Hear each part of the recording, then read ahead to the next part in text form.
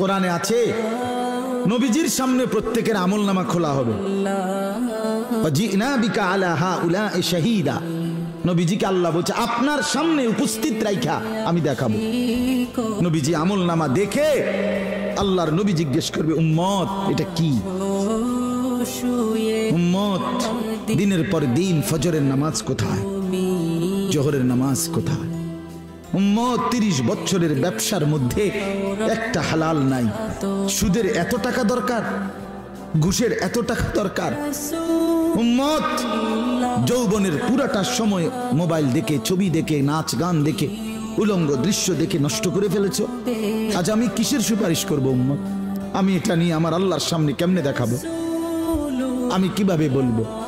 হযরত মাওলানা তারিক জামিল সাহেব বলেন হাসরের ময়দানে নবীজি, আহা বাপ শুনেন শেষ কথা আমার, হাসরের ময়দানে নবীজি নিজের পিঠ মোবারক চাদর সরাইয়া ফেলবেন আর উম্মতকে দেখায় বলবেন উম্মত দেখ না আমার পিঠ চালনির মতো ছিদ্র ছিদ্র, তায়েফের পাথরের আঘাতে আমি এই পরিমাণ ব্যথা পাইছি, আহত হয়েছি, রক্তাক্ত হয়েছি, মৃত্যু পর্যন্ত আর আমার ছিদ্রগুলো আর গোশত দিয়া পুরায় নাই।